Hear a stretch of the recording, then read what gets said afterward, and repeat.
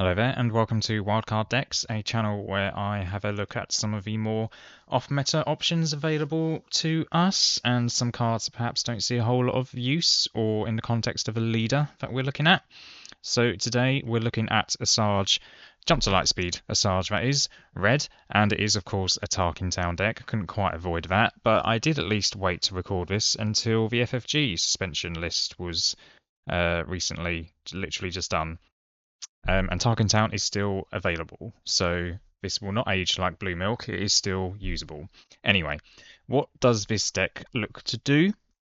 We've got a few grit options, so that Asajj's ability, which I'll explain properly in a bit, can increase the power of those units. We have a good number of events and other ways of pinging and defeating the opponent's units without even needing to attack them directly, so they will struggle to maintain their board presence, all the while our unit's getting stronger, we're hitting their base, they need to get on the defensive, but we're also not really allowing them to get on the defensive. So this deck doesn't by any means blitz the opponent. It's not looking to win by the time Asajj is deployed, but you should be able to pretty much suppress what the opponent is looking to do.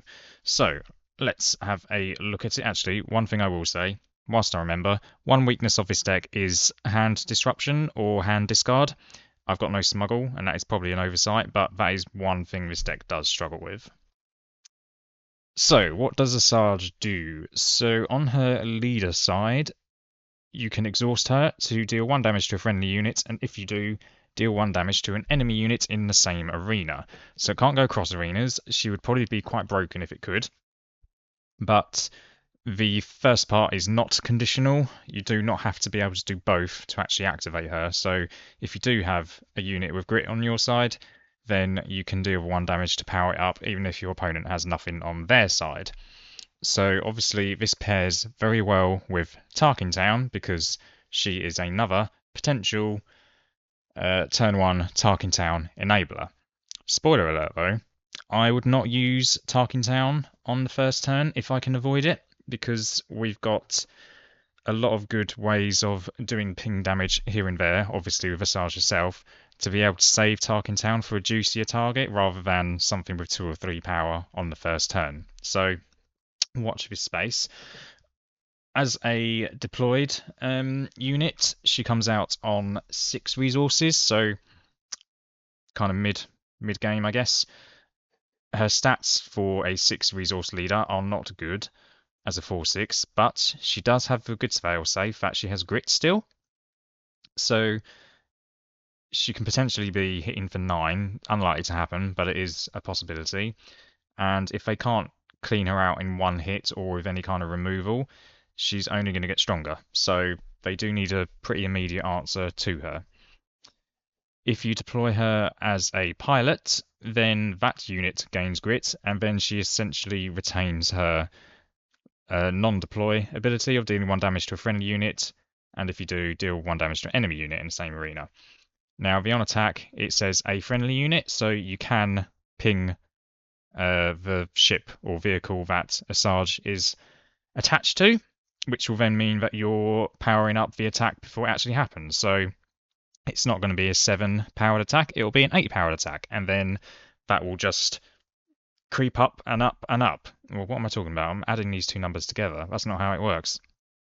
+3 plus whatever the power of the vehicle is, and then you'll get +1 on top of that if you ping it yourself.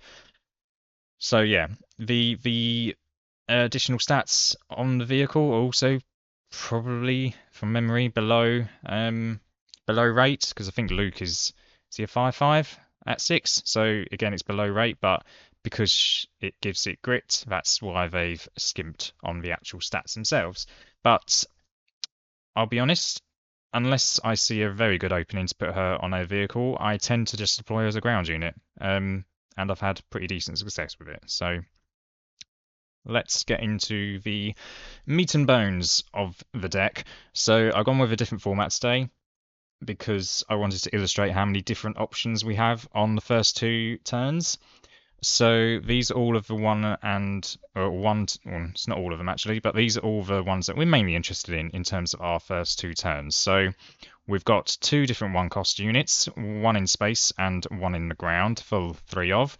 And then we also have 2 2-cost units, one in the ground and another in space. So this gives us very good chances of getting at least one of each in space and ground. So if you don't have the initiative, which we typically not going to want because we might decide to Tarkin Town in the first turn, but also if we know which arena they've deployed to, we can then ping both units in that arena when we deploy to it.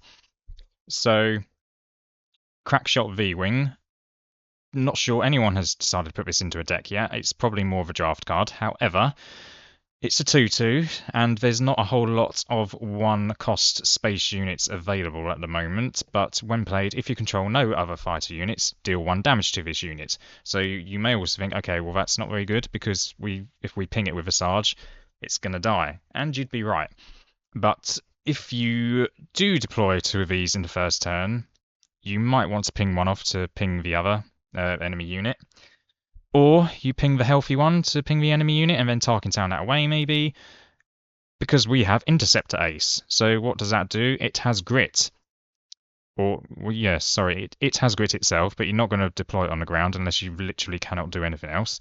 But its piloting cost is 3, and it's a +2/+3, and gives the ship, or vehicle I should say, grit. So your Crackshot V-Wing that you deployed on its own, it is a 5/5, but 4 health remaining units that you got in space, which will only get stronger if you keep pinging it with Asajj's ability. So that's a potential nice little 1/2 your first 2 turns that you can do. We've got Hylabon Enforcer. It has grit. You ping it with Asajj, ping the enemy unit. This will keep getting stronger. Scout Bike Pursuer. It's the same as Hylabon without the bounty downside. TIE Bomber. The indirect damage, if they put it on their units, we've got Asajj's ping ability along with a few other bits and bobs. That means we are going to be able to pick off their units as we please as well. Because of its health pool as well, it's going to be less vulnerable to being killed by other space units. It's also a good option to put the Interceptor Ace on, because that will have, if you've pinged the TIE Bomber, it will have 3 power overall, but 6 health remaining. So yeah, can become quite a beast.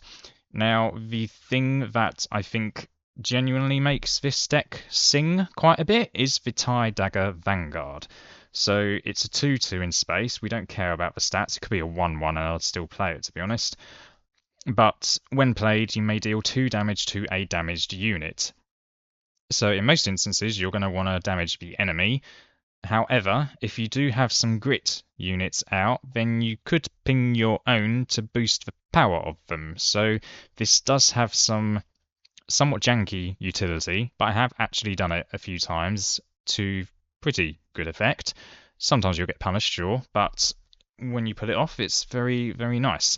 Now, what I was alluding to earlier, in that you won't necessarily want to Tarkin Town for turn 1 play straight away, is if you have managed to ping an enemy unit and it only has 2 health left or less, then your next play, if you've got it in hand already, you know you can save that Tarkin Town and just deploy the TIE Dagger Vanguard to kill their early play, and save Tarkin Town for something a bit juicier. If they play another space unit, then just ping the Vanguard and ping their space unit, and then you might be able to Tarkin Town that away instead. So this is what I'm talking about, where we have very good options for the first 2 phases to set us up for the rest of the game. We also have, I'll come back to Fight Fire with Fire in a second, but we have Open Fire and Power of the Dark Side, which are very clean options to take out a turn 2 unit if you so desire, or if you haven't drawn the TIE Dagger Vanguard, for example. So yeah, we've got a lot of different combinations and options that we can do to take control very early on. The probably best thing about Power of the Dark Side in this deck is that because we've got a lot of ways of killing enemy units, you can hold off on Power of the Dark Side, and entirely plausible that they will have to deploy their leader, or not have to, but they will choose to deploy their leader when they have no other units out, or you're able to pick off the other units and then use Power of the Dark Side on their leader and get absolute massive maximum value out of this card. Fight fire with fire. So the theory behind it is very sound. I've not had a whole lot of success with it though. I think it is probably too situational because unlike Asajj's ability, this does require a unit on both sides of the battlefield in the same arena. Because choose friendly unit and an enemy unit in the same arena. If you do, deal 3 damage to each of them. So if you've only got the Hylabon Enforcer and they've gone to space, you can't use Fight Fire with Fire and get it back and get it up to maximum attack power. So this one I would probably swap out, and we'll get on to some of the other options later on. The most consistent play you'll probably get out of this would be if you're deploying Asajj on the ground, because most leaders are ground leaders, so you will at the very least be able to hit her and the enemy ground leader. And then that will turn her into a 7-powered unit, but with only 3 health. So yeah, the theory behind it, I liked it a lot, but I've not had a whole lot of success with it. On to the wildcard. So the wildcard is something that I want to highlight in particular that doesn't see a whole lot of play or is perhaps been overlooked, that kind of thing. And Rugged Survivors is from the very first set. I can't really think of it ever really turning up. Maybe in Grand Inquisitor every now and then, periodically. But Grand Inquisitor is something that's not really played either, other than myself, of course, blue and yellow. But yeah, this has grit, so it fits into what we're trying to do. Fits with Asajj's ability really well. However, because if I just go back, if we've played two 1-cost units or 2 cards in an earlier phase, then our hand will be a bit depleted. So it has the on-attack ability of if you control a leader unit, you may draw a card. Now, this comes out on 5, which means it will be ready for Asajj's deploy turn, so that you can deploy her and then get some card draw. That's the theory behind it. I haven't always made a whole lot of use of this card, but I think it does fit quite well.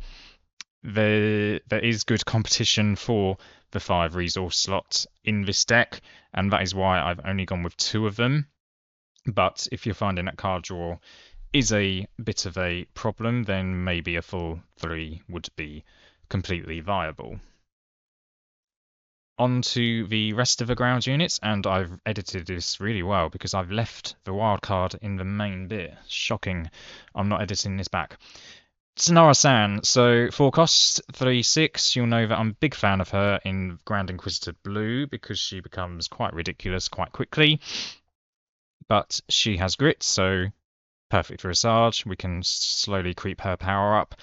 The downside for her being so well statted as a 4-cost is that she does have a bounty, which is deal 5 damage to a base. So obviously that is going to be yours, unless you're playing an Anakin player maybe, and they want to get an extra power boost for him. Still unlikely, but yeah, just something to be aware of. However, it is only while she's exhausted. So if she's ready and they take her out, then they won't get the effect. One thing to remember is if you attack into a unit with her and it defeats her, she is exhausted when she's attacking, so they would get the bounty. Rugged Survivors I've mentioned. Darth Vader, so I've highlighted him more here. He's also a valid TIE Bomber turn 2 play because his piloting cost is 3, but to be honest, his failsafe of a 7/7 on the ground is a significant problem to deal with as well. He comes out on 6, so you could have both him and Asajj out on the same phase, which is going to be a bit of a problem for your opponent to deal with. And I've had decent success with him as both a pilot and a 7/7. So yeah, I think he's a solid option. I guess another one, if you want to go the ground route completely in this slot, would be Kylo Ren, because he can hit for 8, and we do have a few neutral non-villainy cards that he would be able to give an experience to. But for the versatility, I've gone with Vader.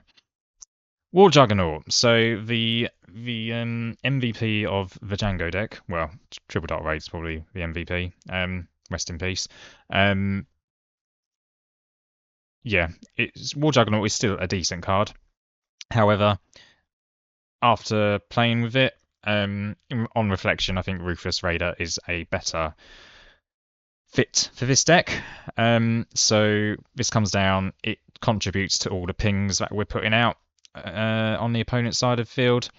It gets +1 for each damage unit. Now, we are quite interested in killing all of their units, so it may not actually get that much of a power boost. So it does, of course, mean we can ping our own units to boost the grit ones up even further. But yeah, I think that Ruthless Raider, because of Count Dooku, who I'll get onto, I think that will fit better than War Juggernaut, and we don't have a 6-drop in space either. So onto Count Dooku, and I would actually consider putting him up to 3.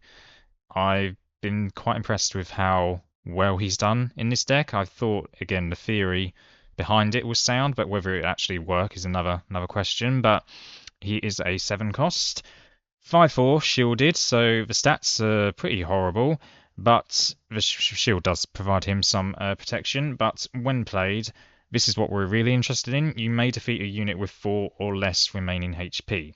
So if we think about this stage of the game, the units, the 6 resource, 5 resource slots, they will come in with 5, 6, sometimes 7 health, if we're talking about leaders anyway. So by the time Dooku comes out on 7, you'll probably have got them down to 4 health, and that's where Ruthless Raider would come in. War Juggernaut may not quite push them over. Ruthless Raider probably would push them over to only having 4 health. So then Dooku comes in, you've advanced your board state, you've taken away from theirs. It's just very efficient play to make. And yeah, for that reason, I would consider putting him up to a 3. And then, of course, if you really want to, you can ping as well off him, and all you lose is his shield, and you might finish something else off. So yeah, I've been really pleased with how he fits into this, and he was a late addition to the deck as well, which always makes it a bit more satisfying. On to the rest of the space units. So landing shuttle, it felt like a good idea. I've always resourced it. I've not used it. I don't think I've used it once in any of my games. So this definitely will get ditched. For what, I don't know. Maybe for what I've already mentioned, another Dooku, etc. But because, say, hand size can be what's it called? A problem whilst playing this deck, then it made sense to get some card draw in here. But this just doesn't. Yeah, it's just not enough. So moving swiftly on, IG 2000. So just for 2 of those, which I think that fits, to be honest. I'm sure you all know what it does because of the Scourge of Django, who is behind us. It's terribly statted for a 4-cost unit, but what we're mostly interested in is for when played. Deal 1 damage to each of up to 3 units. So this, if we've still not Tarkin Town by this point, then this will enable us to Tarkin Town probably. The other thing that we are interested in is that it doesn't say enemy units, so we can ping our own gritted units if we so desire as well. So again, it's probably less janky than the TIE Dagger Vanguard in terms of pinging your own units, but that is another option we can do with this card. Devastating Gunship. So this is extremely useful with Asajj. It's a 5 cost, it's grit, so it can potentially hit for 7 if you power it all the way up. I would say this is the primary target if you're going to put Asajj onto any vehicle. The secondary target is probably the TIE Bomber because it's only 3 indirect damage and it has 0 power, so your opponent generally isn't going to take much notice of it. They will look at everything else and take them out. So anyway, but when played, defeat an enemy unit with 2 or less remaining HP. So a little bit more difficult to pull off than Dooku. However, we are 2 resource turns earlier as well, so health pools are going to be relatively lower as it is anyway. I think the thing I've probably killed the most with the gunship is Crafty Smuggler. So yeah, with all the pings we're doing and ancillary damage along the way, it's quite plausible to pull it off in this deck. And again, it's a good a good tempo swing, you've put a unit down and you've taken one of theirs out, and it's not restricted to non-leaders or anything like that. So if you've got them down, you can finish them off. On to the rest of the events, and again I've included Perilous Position in here because it fits the kind of bill for it, even though it's an upgrade. I don't need to say a whole lot here. No Glory Only results is new for Jump to Light Speed, but you take control of a non-leader unit, then defeat it, so this will kill Lurking TIE Phantoms, this will kill Chewie, the new Chewie that is, the Pilot Chewie, any unit that Chewie is attached to, and you'll also get any when defeated effects. So if someone's playing K2SO, you can choose to do 3 damage to base or discard a card. In the context of this deck, I mean, it always depends on what the game state is, but I would probably be more tempted to discard a card if I got the K2SO effect. And then Rivals Fall. Depending on how reliably I'm able to pull off the Power of the Dark Side play on a leader, I would consider ditching this and getting a more potentially useful 6 resource card in, but there's still some more games to be had, I think, before I can make that decision. So that was the deck in the main. I'm not doing a missing pieces section this time because I couldn't really think of a card that I don't have that I would think, oh yeah, that definitely needs to go in and it would make the deck so much better. So we'll just go through some other options. So Give In to Your Anger, I'm one of the like dozen people in the world that ever uses this card. But deal 1 damage to an enemy unit. Its controller's next action this phase must be an attack action with that unit if able. It must attack a unit if able. So what I can see this card replacing is Fight Fire with Fire. The ideal play that I can see happening is you deploy Asajj on the ground. You play this on whatever unit they have. So long as it doesn't have 6 power, otherwise she is going to die. She takes 4-5 damage. She's then at like near maximum power. You smack into base. If their unit has survived, which it may well have because she's only 4 power at that point, you then use your remaining 5 resources to play the gunship and finish it off. But that's an ideal case scenario. You've got a lot of gritted units, so this is still going to be viable. And if you're having to play more defensive, then this steals your opponent's next action. So if they wanted to play an upgrade on a unit before attacking with it, well, they can't anymore because they're forced to attack you. So it's excellent utility card and still doesn't get used anywhere near enough. Covering the wing. So I did consider this, and this would probably be better than Fight Fire with Fire as well. You get your gritted unit powered up to a decent degree, you put a shield on it, and you create an extra body as well. So that body could be used as your Asajj ping fodder, so that you keep your gritted unit sticking around for longer. But yeah, I would definitely be interested in seeing if this can fit into the deck. I would perhaps even replace Perilous Position with it, because we've got so many ways of killing the opponent's units that even Perilous Position doesn't necessarily have a place in this deck. Grenade Strike. If there were common occurrences where there was more than one unit in the same arena on the opponent's side of the field, I would consider playing this, but a lot of the time I've managed to keep it under control, or I'm very close to being able to get it under control, and Grenade Strike wouldn't really do anything. So I guess the other utility would be you do 2 damage to them and then deal 1 damage to your gritted unit. So there's definitely utility, but I don't see it in this version of the deck.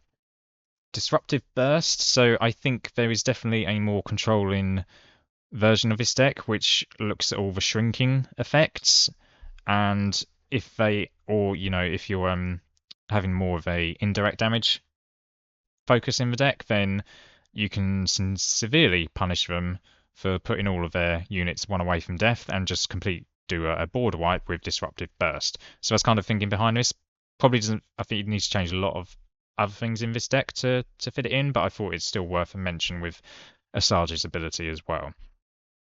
So Tam Rivora, she was in my jank version of this deck because I also had Vulture Interceptor Wing, and the theory behind it was she gives a -1/-1 effect when she attacks, and this gives a -1/-1 effect when it attacks. So you could give something -2/-2, which could very well finish it off.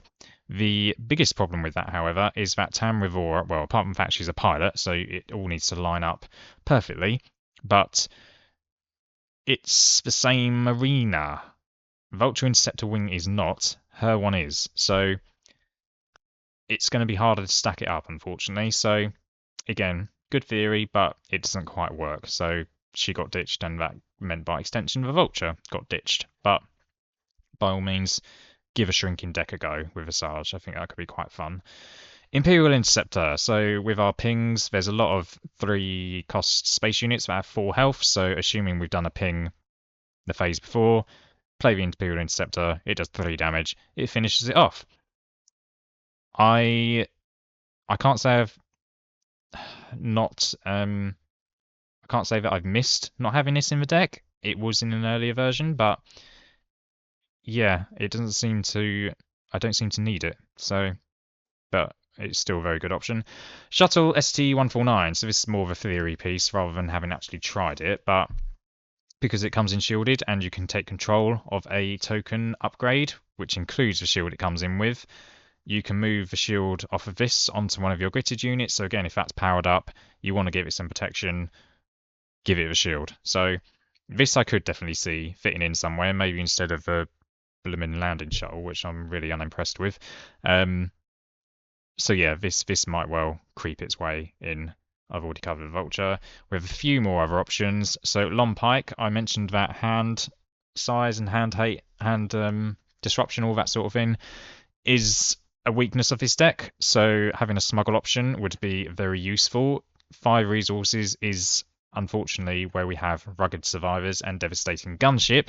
So not necessarily always going to get played if you do have it in the smuggle row, but it gives us an option or an out if our hand gets disrupted.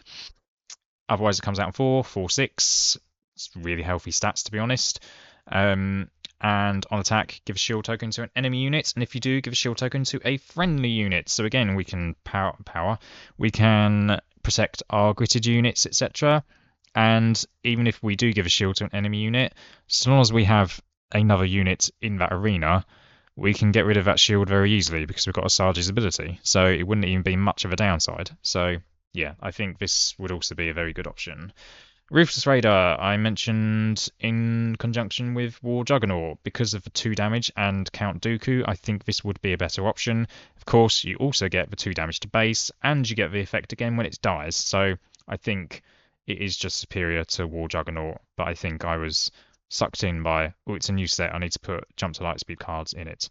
But yeah, Ruthless Raider still probably should be in it instead. Devastator. So I would probably view this more as a sideboard option. If your games are going on for a bit longer, then this can be a good finisher, and also the 4 indirect damage that you're doing, you can finish off a unit or you can dump it all onto base, which might then put you in range of lethal, and they are going to be in a bit of a tricky spot. So yeah, but I could potentially see a spot for it in the main deck as well, but I think put it in your sideboard and you'll be quite happy as well. Snoke, so again, because we're doing pings and damage along the way, he'll probably come down and wipe out everything that they're doing. Again, I kind of see this as if your games are going on for longer, then put Snoke in, and as soon as he comes out, you'll probably be able to win the game, basically. Avenger, I originally had in. I actually had Snoke as well as Avenger in an earlier version of the deck, but I found I was pretty much getting to 7 resources and winning, or not needing to go to 8, or wanting to maintain my hand instead of going to 8. So the fact that Avenger comes out at 9, it's probably just a bit too late, but definitely would be an option if you're playing a more controlling version of this deck. Now, I believe that is everything, and it is. So yeah, let me know what you think. As I say, this deck has a lot of tools in the early game to really take control and to put your opponent on the back foot, and then you just chip in the damage as we go, turn into the aggressor, and they're going to find it very difficult to recover from. And if they do start to recover, or if they are the aggressor, we've got things like Open Fire, Power of the Dark Side, No Glory, along with our units that just kill things depending on what their health pool is, to start getting us back on track. So yeah, overall, I'm really pleased with how this deck is done. It does need some tweaking, but that should just make it even better. As I've mentioned, Juggernaut and Landed Shuttle are the two. Oh, and Fight Fire with Fire. So that's three different set of cards that I think probably need to be swapped out. That will make the deck even better. So yeah, overall, really happy with this. This now, along with my Lando Green in some form or another, are my contenders for what I take to a PQ. So there are still a good number of weeks for me to find something else to give me a dilemma. But yeah, overall, really happy with it. Let me know what you guys think, and I'll see you in the next video.